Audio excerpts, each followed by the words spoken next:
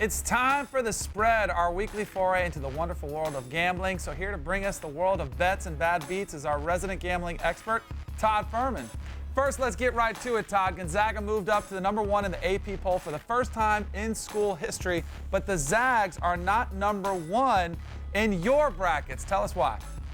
The Zags right now coming at #5. You look at their full body of work, and you can't look down on them running the table in the West Coast Conference during the regular season, but those marquee wins early in the year, they just don't exist on the resume. A win over Oklahoma State, about the only thing they have to hang their hat on, and the loss to Illinois at home and the loss to Butler in the final seconds continue to look worse as both those teams' computer profiles dip by each game. Todd, also looking worse, former San Diego guard Brandon Johnson, who was sentenced to 6 months in prison for his role in a game-fixing scheme during the 2009-10 season. I gotta ask you, how big of an issue is point shaving in college athletics, and how much would you estimate changes hands each year due to illegal game fixing?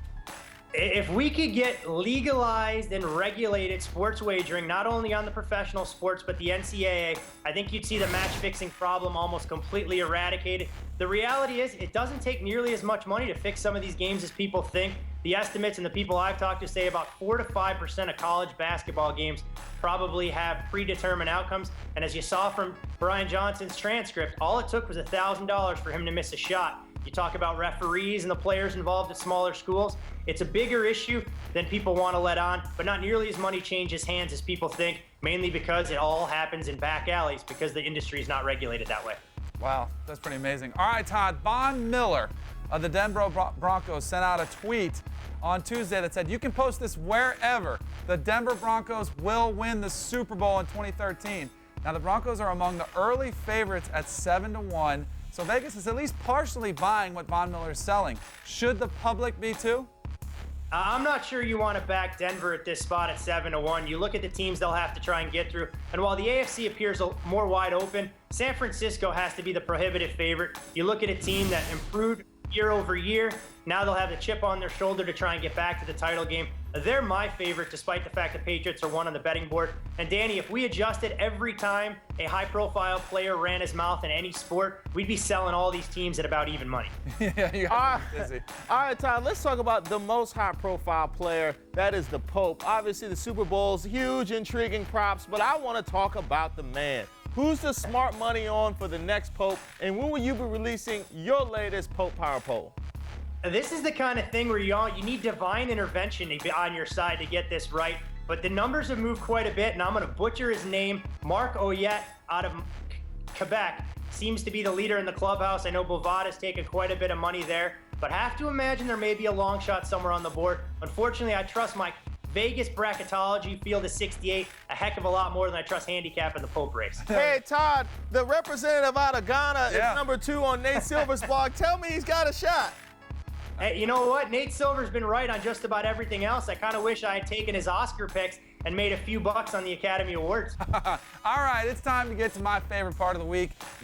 It's Take Your Pick time, where Reese and I go through the top college basketball games from the weekend, and we give you our picks, and then we let Todd give us the lines for those games on the weekends and what he thinks about them. So starting up, we have number 24, Notre Dame, against number 8, Louisville. Now, I saw what the Notre Dame team did the other night. They had a little fisticuffs. I think they got the emotions involved, and they're going to ride that emotion. So I'm riding the Irish. I'm taking Louisville. I was very unimpressed with Notre Dame's performance in said fisticuffs, so I got to go the other way. When you're looking at this game, guys, Louisville projects out to about a 13-point favorite in this particular contest. I think the Irish will struggle to score in the half court. And while it seems like a pretty stiff price to pay on paper, I think I'd side with you, Reese, and lay the lumber with the Cardinals in this game. Very nice. Next, we have number 17, Syracuse, and number 5, Georgetown. I'm going with number 5, Georgetown, because not only they're my hometown team, they've been streaking up until they hit that speed bump tonight, but they have the best player on the floor, Otto Porter. Speed bump. They got beat down by Villanova tonight. I'm going Syracuse. You know Jim Boeheim. Everybody's scared of him because of the way he's been handling reporters all year. Yeah. Nobody wants to have to deal with that wrath. He's going to inspire his team. I'm riding the orange. A little bit of revenge on the mind of the Orange here, and they were my dark horse a couple weeks ago. They haven't exactly played like a team to be feared, but I think Georgetown, it'll be interesting to see how they rally off the defeat against Villanova. I've said for the last couple weeks, this team didn't deserve to be anything better than a 3 seed. I think they'll go into the Big East Conference tournament on a 2-game losing streak, and they're a 2.5-point favorite, at least projected, as they play host to Syracuse. A 3 seed, Todd. Tell me you're joking. You're just trying to get people to bet the other way. They lose to the Orange on Saturday and they bow it early. They may fall to that 4 seed line, Reese, so you might want to sell that Hoya stock right about now. Yeah. All right, last up we got a rivalry game as number 3 Duke travels to Chapel Hill to take on the Tar Heels.